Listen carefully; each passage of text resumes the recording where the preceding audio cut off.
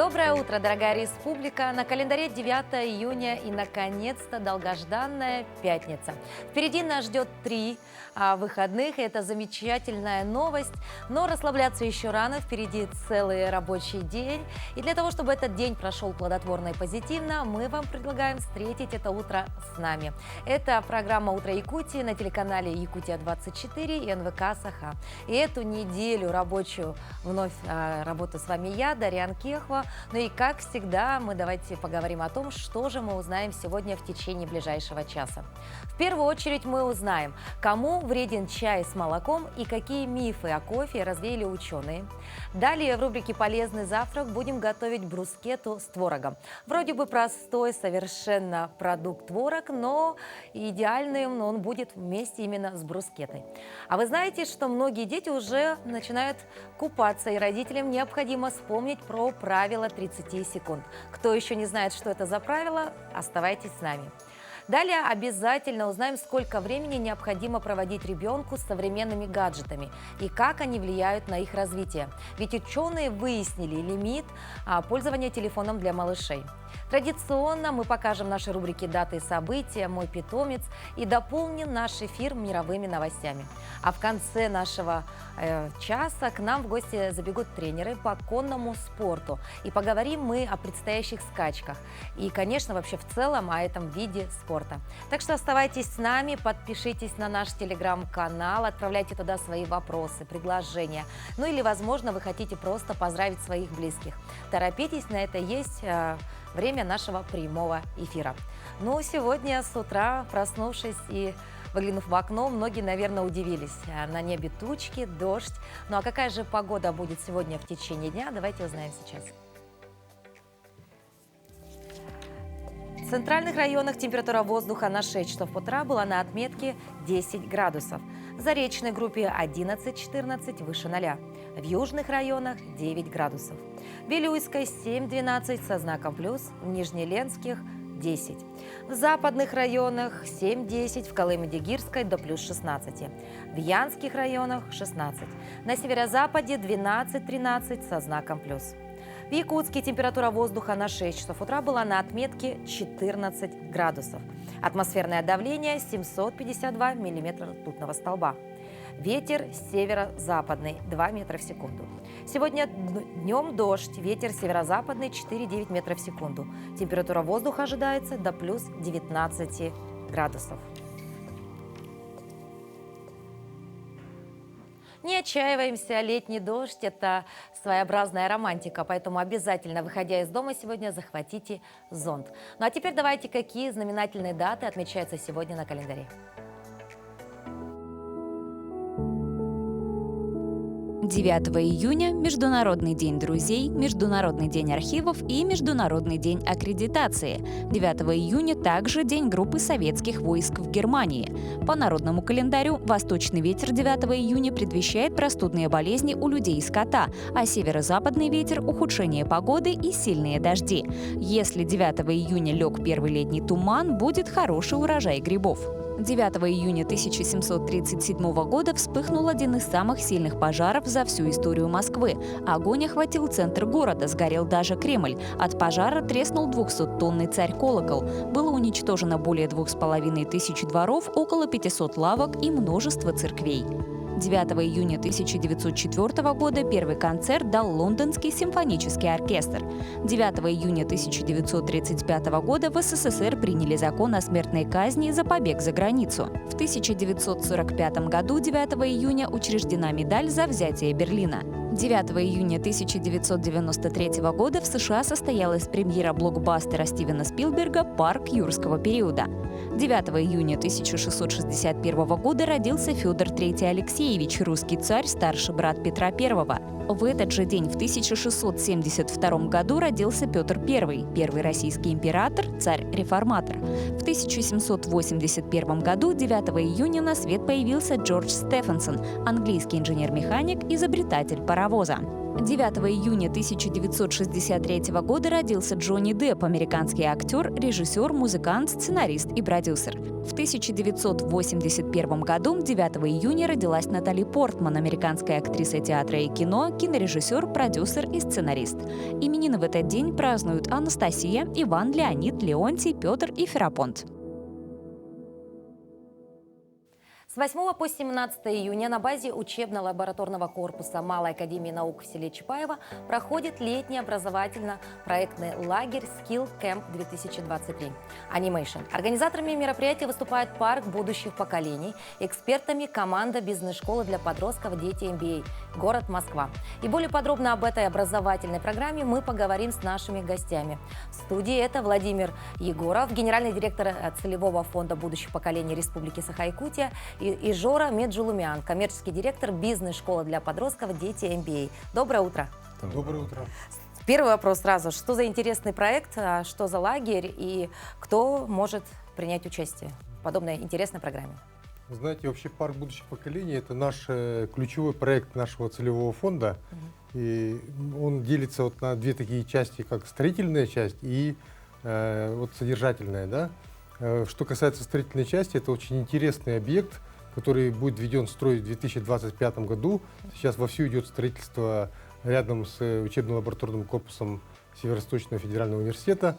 И, соответственно, этот проект, он такой проект гибридного такого парка. Если вы знаете Зарядье, то немножко похож на него, потому что там будет такой достаточно сложный рельеф. А сам архитектурный проект уже получил 3 международные премии, хотя еще объект не построен. И уже премии получаем. Да, уже премии получаем. То есть на стадии даже проекта. Да. А вот, получается, что касается содержательной части, мы уже создали такую некоммерческую организацию, как парк будущих поколений, который занимается различными образовательными программами, такими вот, например, как вот наш сегодняшний Skills Camp Animation.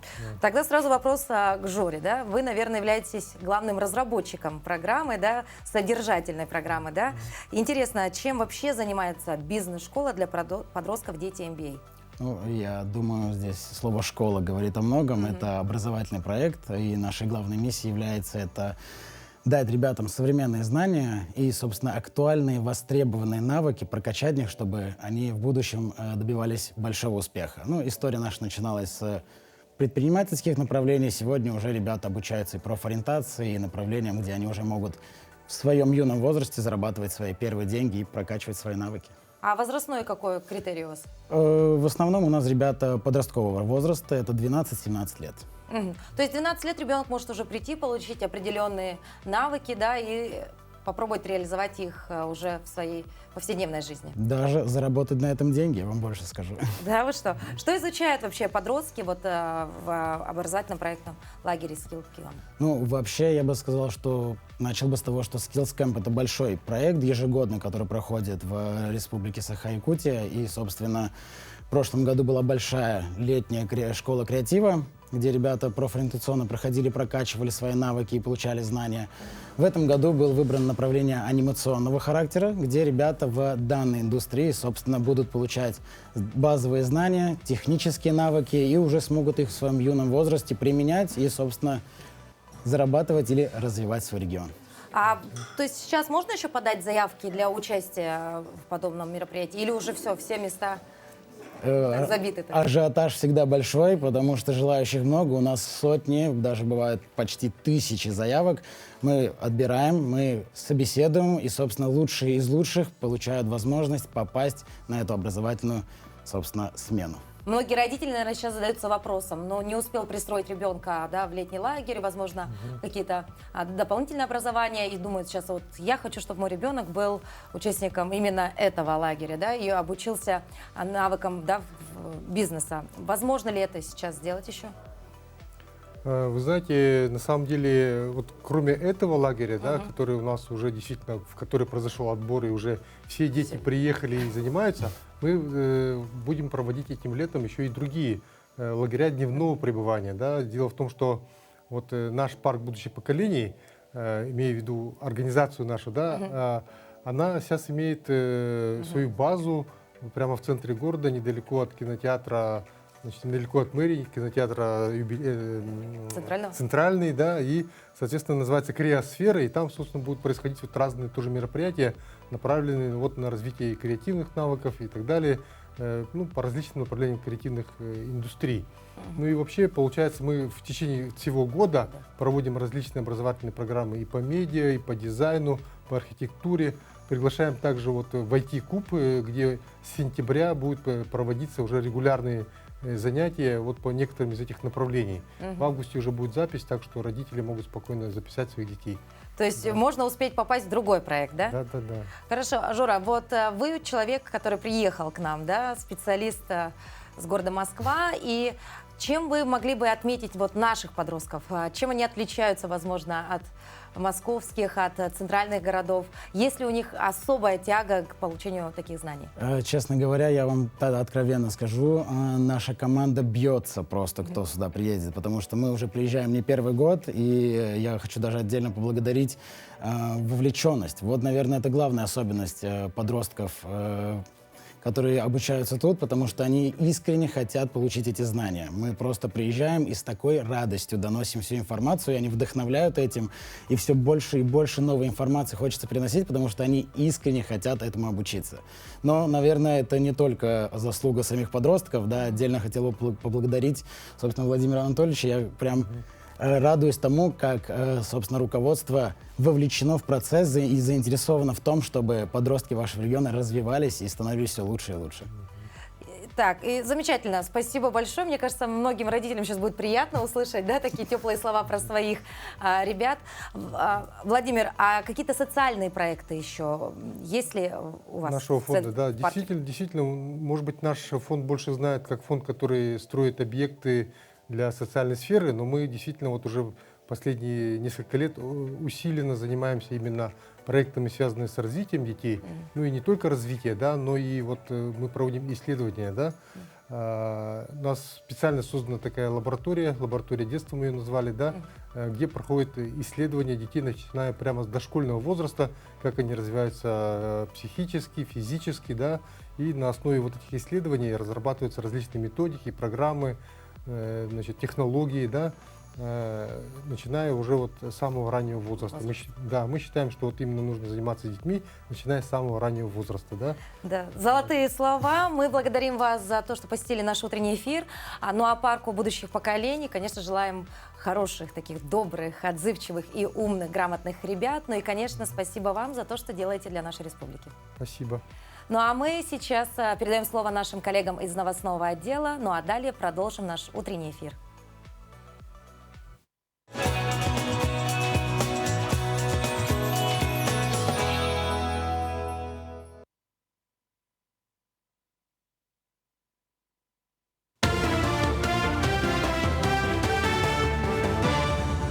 Вы смотрите новости. Доброе утро. Международный форум Якутии и провинции Китая «Побратимские связи ради укрепления российско-китайских отношений» пройдет с 22 по 24 июня в столице республики, где примут участие 11 делегаций из городов и уездов КНР. В рамках форума пройдут пленарные заседания «Сила партнерских отношений. Сотрудничество для достижения долгосрочного успеха», круглые столы, посвященные сотрудничеству в сферах инвестиций, укрепления побратимских отношений, образования, туризма и спорта. По итогам форума подпишут соглашение между муниципалитетами Якутии и Китая о расширении направлений сотрудничества.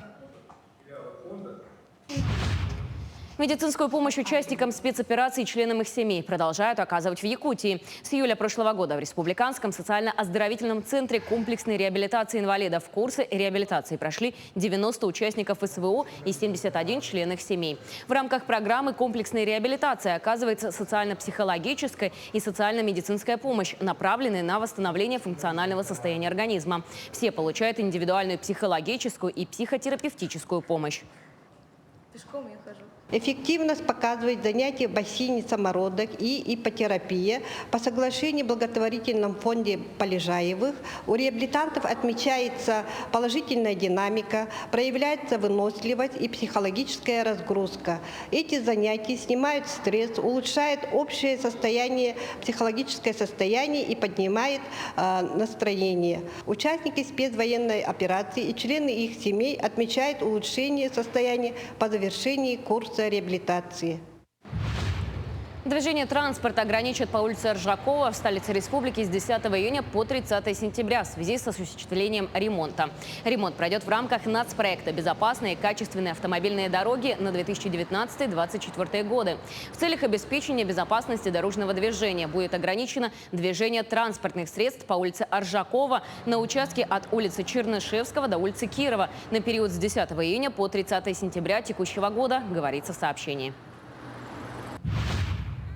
Свежий воздух и рыбалка. 8 июня в соленое озеро микрорайона Марха выпустили 10 тысяч мальков щуки в рамках акции «Чистые берега России». В этом году организатором выступил Якутский хлебокомбинат, заключив договор о поставке мальков с якутским филиалом ФГБУ «Главрыбвод» и организовав очистку водоема перед зарыблением. Работы по облагораживанию озера не закончены. К следующему году для жителей планируют также обустроить зону отдыха, а рыбаков хороший улов ожидает уже через год-полтора. Мы вышли на администрацию поселка Марха. Они нам помогли, выделили земельный участок. Мы выделили нам автотранспорт. Ксенофонтов Николай Анатольевич, большое отдельное спасибо ему за это. Да. Помогли, мы тут убрались около берега. Да, и сегодня мы запускаем 10 тысяч мальков, частиковых сортов рыб в протоку реки Лена.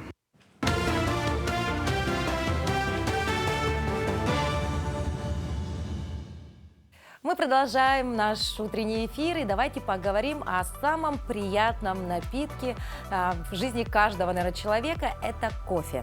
Гастроэнтеролог Софи Бальзора и доктор Угу Ироку рассказали изданию Business Insider о самых распространенных мифах, существующих вокруг кофе. Одним из самых известных заблуждений, которые опровергли специалисты, является идея о том, что кофеин может компенсировать упущенный сон. Доктор Бальзора сказала, что сон – крайне важная вещь в жизненном цикле каждого человека. И недостаток сна может компенсировать только сам сон, ни в коем случае не кофе. Также доктор Ироку сказал, что, как ни парадоксально, в кофе и декаф может присутствовать кофеин, но его количество уменьшено по сравнению с обычным кофе. Наконец, самым распространенным заблуждением является вред кофеина для здоровья. Специалисты уточнили, что излишнее употребление кофеина действительно серьезно повышает риск остеопороза. Однако, если пить 1-2 чашки в день, то наоборот, можно улучшить состояние здоровья своей кровеносной системы и даже сократить риск возникновения инсульта на 50%. Ну и, конечно, чай наравне с кофе является очень популярным напитком. Его пьют и днем, и ночью, теплым, горячим и холодным. Также нередко используют добавки, например, молоко. Но не вредно ли такое сочетание? Пользу чая и его позитивные эффекты не оспорить. Этот напиток оказывает благотворное влияние на весь организм в целом. Так, он замедляет процессы старения, предупреждает большое количество различных заболеваний, регенерирует клетки и улучшает работу мозга. Но это все актуально для чая только в чистом виде, без сахара и иных добавок. Но стоит помнить и об оборотной стороне медали. Говорить об одной только пользе нельзя, ведь есть и негативные моменты. Так, стоит отказаться от чая с молоком, если у человека есть инфекции мочевыводящих путей и патологии почек. Также стоит воздержаться от такого сочетания тем, у кого имеется дефицит железа, витаминов и микроэлементов. Некоторые ферменты чая с молоком в комбинации могут мешать усвоению железа в желудочно-кишечном тракте.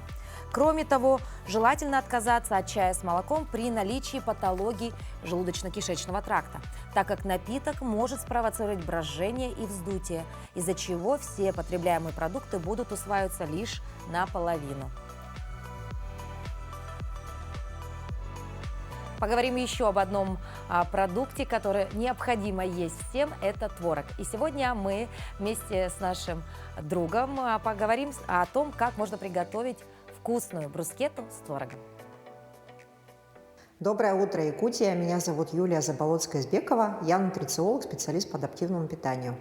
Мы сегодня с вами будем готовить тоже очень простой завтрак. Это просто проще некуда. И при этом он традиционный якутский. Сейчас объясню почему. Якуты раньше всегда в старину употребляли много кисломолочной продукции, и мы сегодня будем ее использовать. У нас сегодня на первом месте будет творог, а также мы используем сегодня сквашенную сметану. Заметьте, это не сливки, это магазинная сметана, где используются гидрофильные закваски, то есть пробиотики и пребиотики. Очень полезный продукт. Вместо сметаны можно использовать также, допустим, сорот. Для начала мы сегодня измельчим петрушечку. Петрушечка всегда добавляет краски лета. Вместо петрушки подойдет любая другая зелень. Если зелень в текущий момент вам недоступна, вы можете, в принципе, заменить фруктами. То есть в данном случае мы готовим просто начинку, которая будет не сладкая. А так можно делать и сладкий вариант. Это может быть и мед, и варенье, и что хотите по большому счету. Вот, готовить мы с вами будем блюдо, которое на Западе называют брускеттой, а в простонародье в России это наш любимый бутерброд. Смотрите, берем соль. У меня здесь гималайская соль калийная, но можно использовать любую обычную, поваренную, например. Калийная соль, она полезная, потому что ее назначают обычно при терапии сердечно-сосудистых заболеваний, ну и для профилактики можно время от времени ее применять. Добавляем немножко свежемолотого перца, просто потому что это вкуснее, чем просто перец из упаковки. И перемешиваем творог со сметанкой. Сметанку мы взяли 15% жирности, творог 5%. Почему не сильно жирные? Ну, знаете, не все люди любят жирную пищу, и когда жирность умеренная, это обычно лучше усваивается человеческим организмом и приносит легкость. Теперь мы будем с вами делать, собственно говоря, базу для нашей брускетты бутерброда. Мы берем с вами сегодня батончик, испеченный из модифицированной муки. Модифицированная мука – это такой вид муки, когда в белую пшеничную муку добавляют какие-то другие добавки. В данном случае их разных видов много. Тут и семечки, как вы видите, да, и ржаная мука. То есть такой вид хлеба, он более полезен, более питателен, и у него энергетическая ценность будет немножко выше, чем у обычного белого пшеничного хлеба. Поджариваем немножко хлеб, просто это и вкуснее, и полезнее. Если у вас есть дома тостер, можете сделать это в тостере. Все, хлеб у нас готов. Не надо его долго держать. Он должен просто снаружи покрыться такой хрустящей корочкой. Это опять-таки делается только для вкуса. Ну и теплый хлеб, он всегда такой, как будто из печи. Ну и, собственно говоря, наша финишная часть. Теперь это все дело соединяем. Зачем человеку нужно есть хлеб, например, да? Вот спросите вы. Да просто потому, что это очень быстрая еда, готовая к употреблению, и она абсолютно не вредная. Если у вас нет каких-либо там противопоказаний относительно переносимости компонентов, Бога ради, наслаждайтесь вкусом свежего хлеба. Это вкусно и полезно.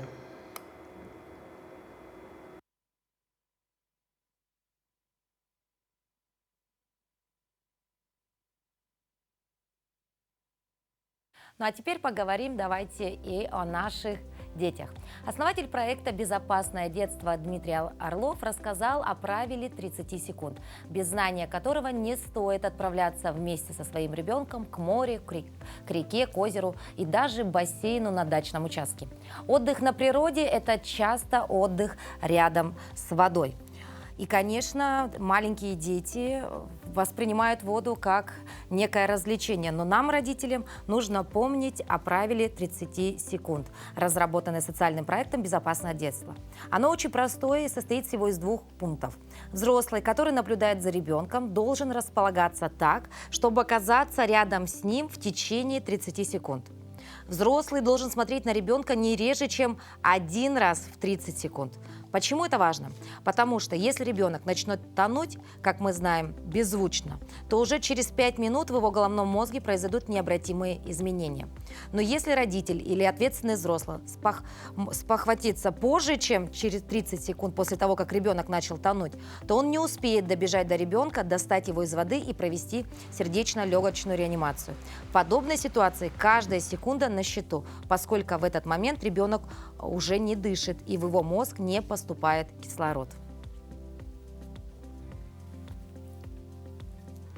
Я думаю, очень простое правило, правило 30 секунд. Запомните, уважаемые родители, и в ближайшее время, если вдруг вы будете находиться у водоема, обязательно контролируйте своего ребенка. 30 секунд. Да и, собственно, для всех, кто отдыхать собирается на нашем городском пляже, возможно, у бассейна, тоже помните о том, что, в принципе, если вы будете следовать этому правилу, то, возможно, вы сможете оказать первую помощь тому, кому это необходимо. Движемся далее. Исследователи университета в Новой Зеландии совместно с коллегами из университета в Штатах установили безопасный период времени, который ребенок раннего возраста может проводить в телефоне. Используя данные о более чем 6 тысяч детях, собранные в ходе крупнейшего исследования, исследователи оценили воздействие экрана на детей в возрасте 9 месяцев, 2, 4, 5 и 8 лет. Ученые измерили количество времени, которое дети проводили перед экранами на разных этапах детства. Они также измерили степень развития детей. Так, дети, которые проводили больше времени у экранов в раннем детстве, от 9 месяцев до 5 лет, набрали более низкие баллы по языковым и образовательным способностям. Их родители чаще сообщали о проблемах со сверстниками в возрасте 5 и 8 лет. По их словам, дети, которые проводили много времени перед экраном, с меньшей вероятностью будут участвовать в социально насыщенных видах детской деятельности, играх, походах в музеи и так далее. Раннее детство – это время, когда родители оказывают наибольшее влияние на привычки детей. И это критический период для формирования здоровых привычек. Поэтому крайне важно сократить экранное время именно в раннем детстве. Рекомендуется детям младше 2 лет вообще не проводить время за экраном, а детям в возрасте от 2 до 5 лет менее 1 часа в день. И детям в возрасте от 5 лет и старше менее 2 часов в день, заключили авторы подобных исследований. Еще немного статистики, но уже в мире животных. По экспертным оценкам, собака среднего размера производит около 40 килограммов фекалий в год. Крупный пес в 2 раза больше. Помимо эстетических проблем, собачьи экскременты на газонах, детских площадках создают угрозу здоровью людей. Решать проблему нужно, конечно же, комплексно, уверяют эксперты, начиная от специальных площадок для выгула животных и заканчивая введением реальных санкций владельцам, не желающих убирать за своими питомцами. Собачатницы Сандары теперь каждый день начинается с обязательной прогулки с собакой. Ведь месяц тому назад мама ей подарила маленького питомца. Мою собаку зовут Мира от слова «мирная», потому что она очень спокойная и любит веселиться. Мы завели собаку для радости и потому что все хотели ее взять. Ольга, мама Сандары, учит свою дочку правильно ухаживать за животным и в первую очередь убирать за ним ее отходы. Мы обычно какашку, даже если это никого нету рядом, все равно убираем. Всегда беру пакет с собой. И оно же по накопительной. Если оставлю, в следующий раз тут много какашек будет, поэтому я всегда убираю. И в мусор ложим.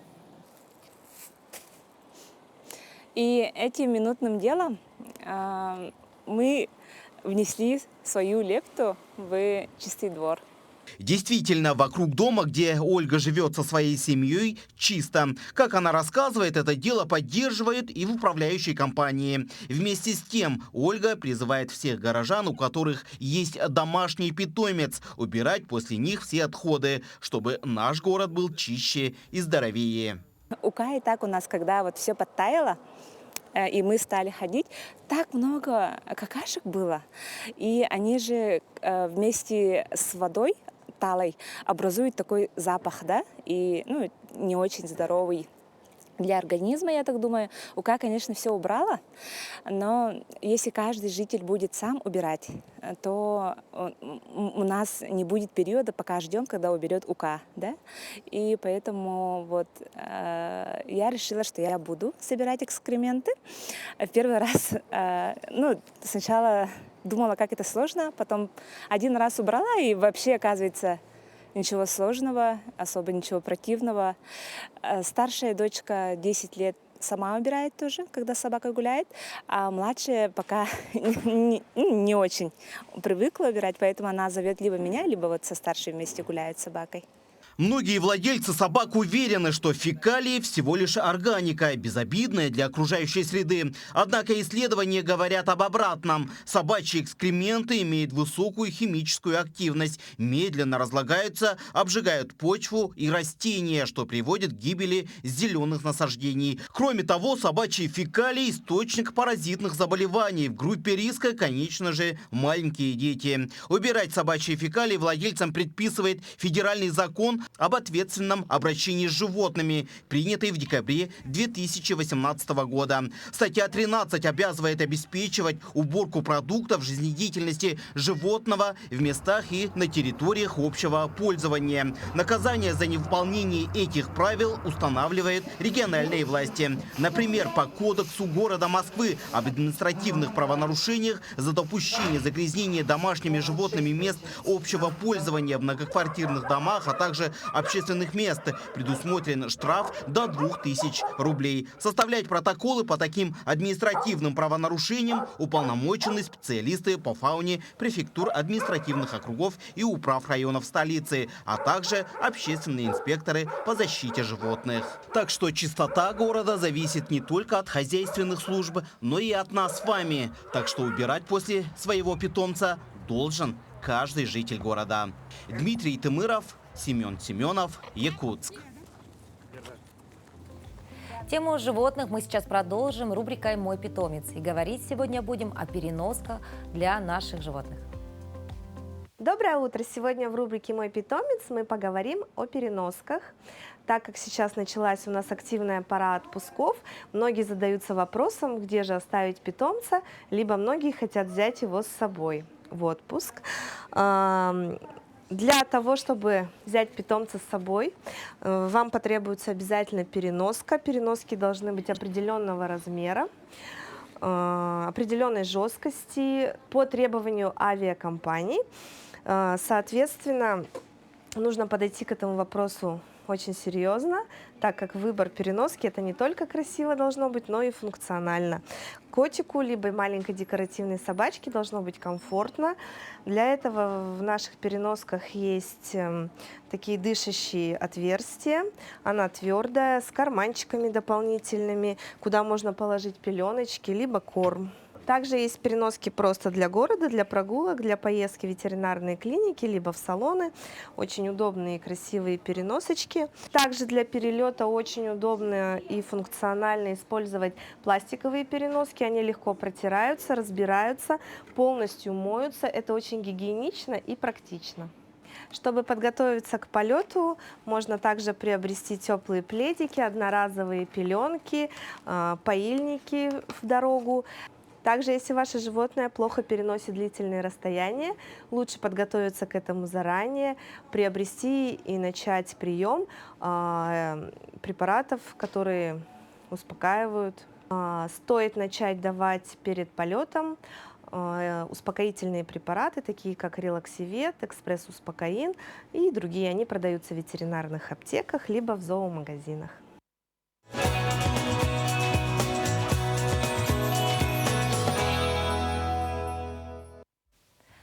Отличная тема для обязательного размышления, потому что зачастую бывает так, что хозяин, отправляясь в отпуск, отдает своего питомца своим друзьям, либо знакомым и близким, а ведь можно взять и его с собой. Для этого ничего не надо, нужно лишь просто купить переноску и отправиться в путешествие своим животным. А почему бы и нет? Главное выбрать эту переноску правильно. Ну а мы хотим сейчас рассказать еще одну очень интересную историю о взаимодействии людей и животных. Для мальчика с разным цветом глаз нашли такого же кота. Мэдден Хамфрис такой же, как и все, 7-летний мальчик, очень любит играть, он подвижный и веселый. Но у него есть два отличия от других людей. Из-за этого сверстники всегда над ним смеялись. У Мэдден двусторонняя расщелина губы и глаза разные по цвету. Первый глаз у мальчика голубой, а левый зеленый. Однажды в соцсети, в группе мам, у которых дети с расщелиной губы, разместили фото необычной кошки. Этого котенка приютили спасатели из штата Миннесота. Мы сразу поняли, что это котенок, который должен быть частью нашей семьи, вспоминает Кристина, мама мальчика. У котенка не только расщелина губы, но и полная кадерохромия радужной оболочки, как и у Мэддена. Им было суждено стать лучшими друзьями. Так оказалось, что домашнее животное может помочь сыну не только чувствовать себя не одиноким, но также быть совершенно похожими друг на друга. Невероятная история, и знаете, после именно таких историй хочется улыбаться, и кажется, что чудеса на этой планете бывают. Ну и продолжим тему улыбок. Уроки улыбки преподают для японских студентов. Так студенты Токийского художественного института подносят зеркала к своим лицам и растягивают уголки рта в разные стороны. Этот урок не входит в обычную учебную программу. Здесь учат улыбаться. Факультативные занятия проводит Кейко Кавана. Услуги ее компании стали в Японии очень востребованы. Дело все в том, что больше японцев после пандемии начинают ходить без масок в общественных местах. И, как оказалось, многие просто разучились улыбаться друг другу. Хотя в марте правительство отменило рекомендацию носить маски, многие люди не готовы с ними расставаться. Опросы показывают, что полностью отказалось от них только 8% респондентов. Студенты говорят, что уроки улыбки оказались для них очень полезными. По словам преподавателя, она поверила в силу улыбки после того, как оставила работу радиоведущей. Она поняла, что за время работы в закрытом помещении ее лицевые мышцы ослабли. Из любопытства она стала изучать физиологию и психологию улыбки. В 2017 году стала давать уроки. Ученики Кавана могут оценить, насколько совершенны их улыбки с помощью специального программного обеспечения для распознавания лиц. Оно оценивает их по стабильной системе.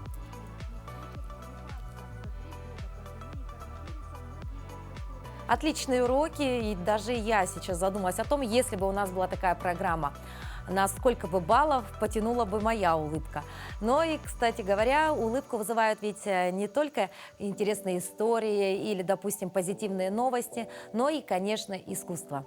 Так, жительница Еревана Эдит Симонян рисует картины в древней технике самураев ашибана, создавая из засушенных лепестков цветов как копии работ известных художников, так и оригинальные произведения искусства.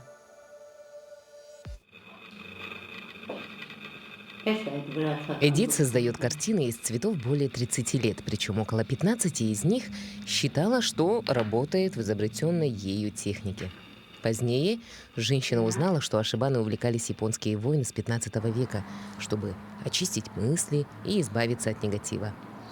При этом, в отличие от самураев, Симонян использует только лепестки, которые высушивает в книгах или под прессом. Я в себе открыла, что я люблю очень долго одну картину делать и маленькие детали тоже. И вот решила сделать армянские миниатюры с применением лепестков цветов. Экспериментируя, Эдит научилась добиваться нужного цвета у лепестков. Более коричневые оттенки получаются у завядших роз, а черные из собранных на заре. Создавать картины из лепестков женщина начала, когда в декретном отпуске появилось время на развитие таланта.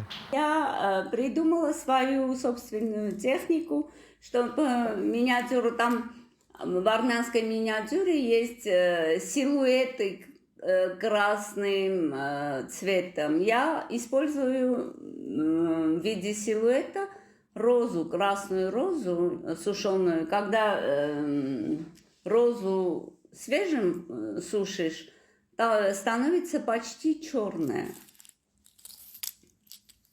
Если немножко вялым, то коричневые. В общем, Изучила все градации всех цветов. В портфолио Симонян есть цветочные копии работ Винсента ван Гога, Амедео Модильяни, армянского художника Мартироса Сарьяна. В планах у Эдит создать картины, в которых художница планирует запечатлеть элементы армянской культуры, философские мысли поэта Григория Нарикадзе и уникальность алфавита. Минувшим днем коллектив театра эстрады Якутии принимал участие в 16-м международном театральном фестивале тюркских народов «Наурус», где прошел показ музыкального спектакля «Уебанчик» на сцене Татарского государственного театра драмы и комедии имени Карима Тиншурина. Как сообщает коллектив театра, участие в таком масштабном фестивале – это огромный прорыв для них, ведь это дает им возможность продемонстрировать свое творчество перед театральными критиками международного уровня.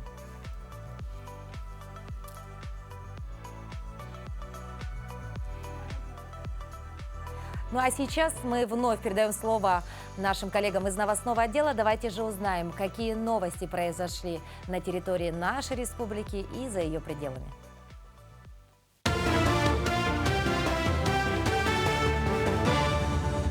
Доброе утро, в эфире новости.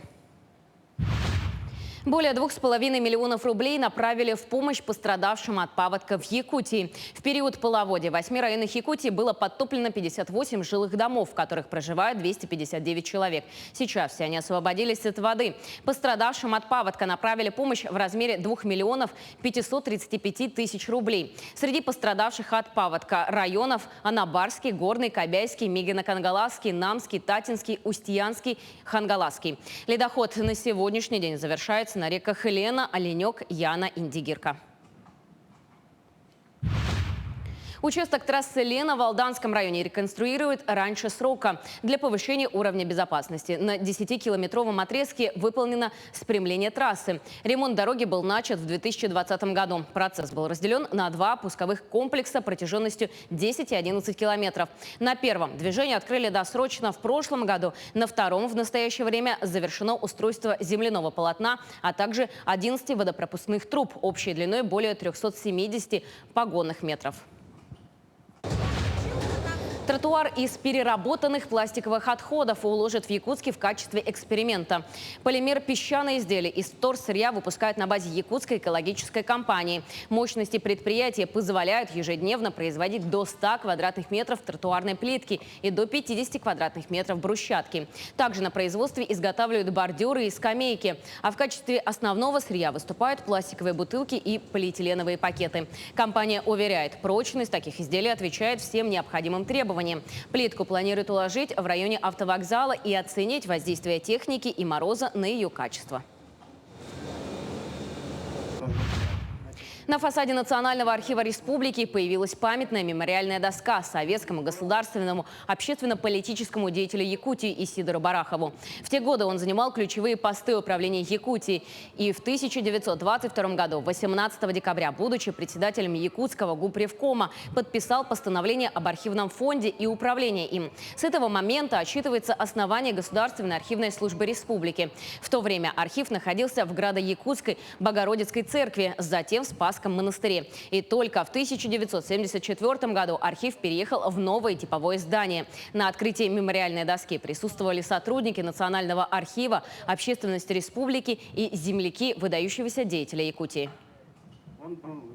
Этим постановлением он создал единый архивный фонд республики, куда входили архивные дела Якутского губернского архива и все документы, которые находятся в организациях, даже на стадии делопроизводства. Для управления этим архивным фондом он создал управление архивным делом. Приемная кампания в Южно-Якутском технологическом колледже в этом году намечается особенная. Колледж, как участник проекта «Профессионалитет», впервые проведет набор студентов на 15 профессий специальностей в рамках проекта и 3 в общем порядке. Кроме того, впервые за многие годы увеличены контрольные цифры набора – 600 бюджетных мест. Это даст возможность поступить в колледж не только жителям Южной Якутии, но и из других районов республики. Колледж располагает общежитием на 124 места и решается вопрос об открытии дополнительных дополнительных мест. На сегодняшний день образовательное учреждение обновило материально-техническую базу на 80%. Идет работа по качеству подготовки. Педагогические кадры, мастера производственного обучения проходят переподготовку. Мы открываем свои двери по новым профессиям. Это машинист локомотива. У нас поступила заявка с российских железных дорог на эту профессию. Специальность мы ее, конечно же, и открыли. Набор будет на базе 9 классов. Также у нас набирается впервые группа электрослесарь подземный. Это как раз та группа, которая попадает под профессионалитет. Это, понятно, мы набираем под компанию «Колмар». Ну и, конечно же, остальные профессии и специальности, в том числе информационного направления, так называемые айтишные специальности, они все у нас присутствуют в перечне плана набора, с которым можно ознакомиться на нашем сайте uitk.rf. На этом все. Хорошего дня.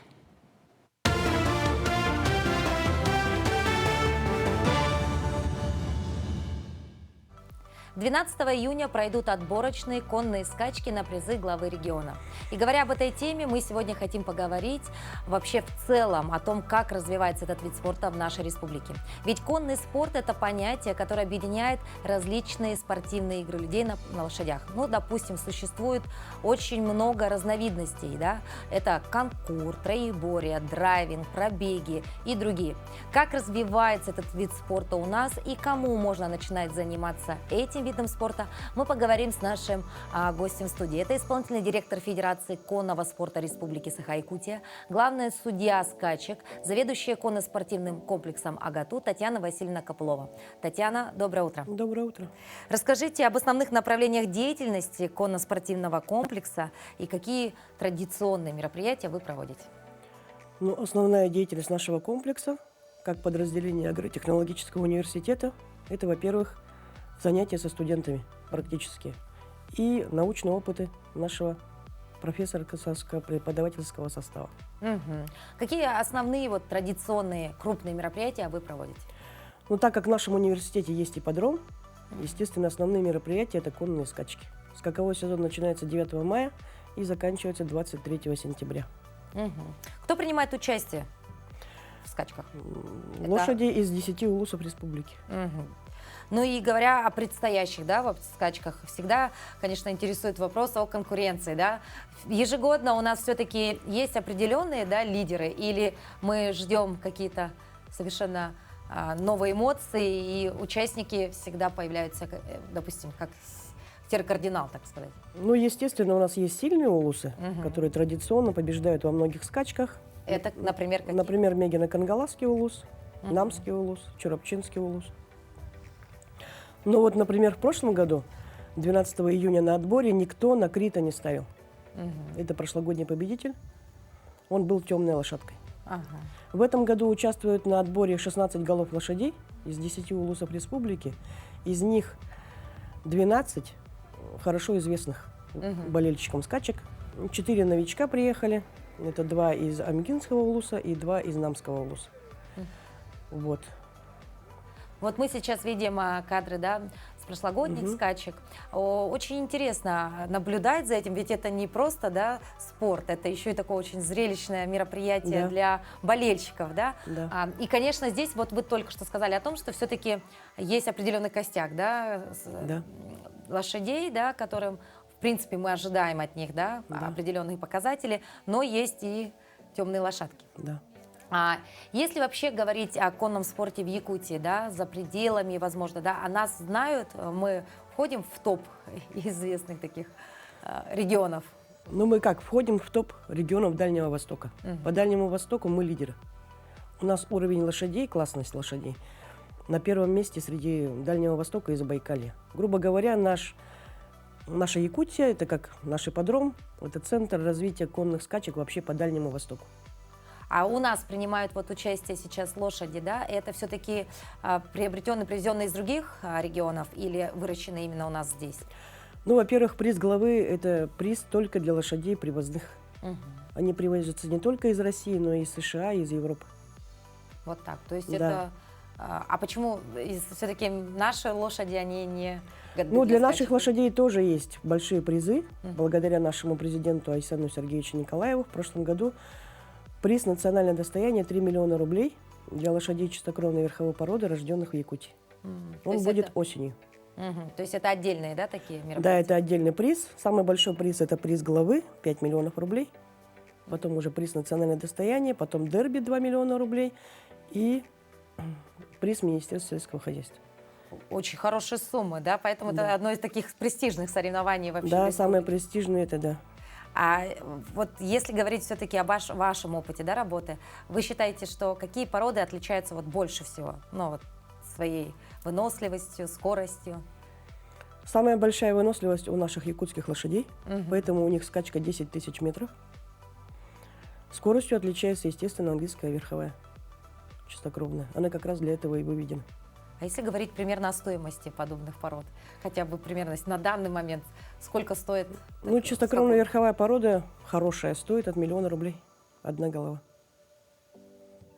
А содержание у них какое-то определенное, да, или? Естественно, наши конники в наших тяжелейших условиях содержат в конюшнях. Содержание одной лошади в год выливается в 1 миллион рублей. То есть это такое очень дорогое удовольствие? Да, это очень дорогое удовольствие, королевский вид спорта. Поэтому...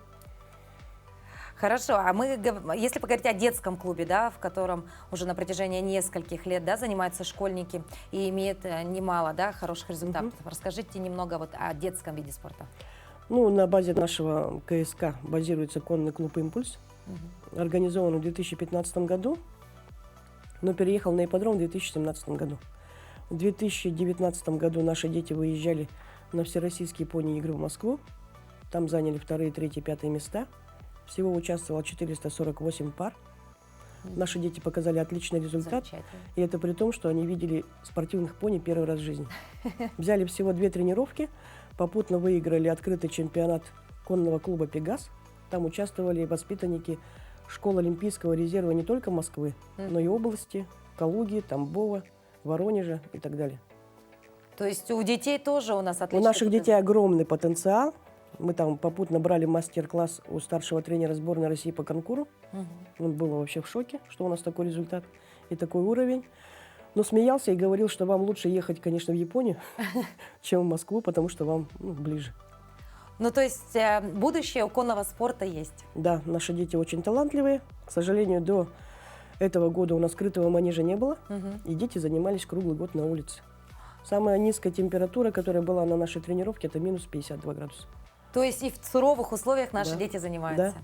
Спасибо большое, Татьяна. Мы желаем вам удачи на предстоящих скачках. Ну и, конечно, всем жителям нашей республики мы предлагаем посетить их в качестве зрителя, ведь это очень такой праздник для людей, праздник для души.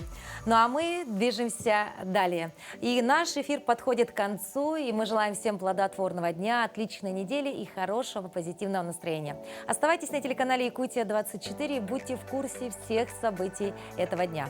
Ну а в завершении нашего пятничного эфира мы хотим познакомить вас с очень позитивным вокальным коллективом под названием «Девчата» из поселка Лебединое Алданского района. Ансамбль был создан в 2020 году. Им руководит Наталья Власенко. В репертуаре народные эстрадные песни. В 2021 году коллектив стал призером в районном фестивале конкурса самодеятельного художественного творчества «Алданская весна». В преддверии Дня России от вокального ансамбля «Девчата» песня «Наш край, Россия». Реки, моря, океаны, леса и поля, горы могучие, снеги, ветры лихие. Это бескрайняя, это родная земля. Это наш край и наш рай, это Россия. Любовь и слава, небес простор, орел двуглавый и триколор. Великой жизни, ветров стихий, вместе решат. На самой лучшей из всех планет народ могучий и президент. Моя отчизна, моя Россия, моя душа. Женщины нежные, дети растущие ввысь. Нивы бескрайние, сильные роды мужей.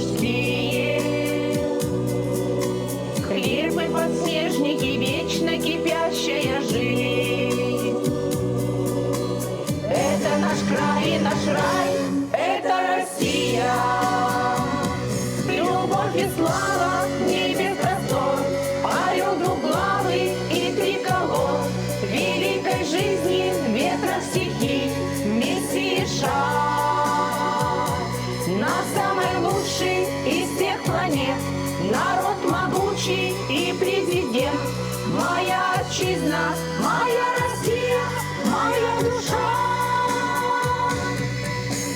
Самая светлая, самая сильная, жизнеобильная мать и владычица, Ваше Величество, Россия. Любовь и слава в небе простор, орел двуглавый и триколор, великой жизни ветра стихий, миссии шаг. На самый лучший из всех планет, народ могучий и президент. Моя отчизна, моя Россия, моя душа. Любовь и слава в небе простор, орел двуглавый и триколор, великой жизни ветра стихий, миссии шаг. На самый лучший из всех планет, на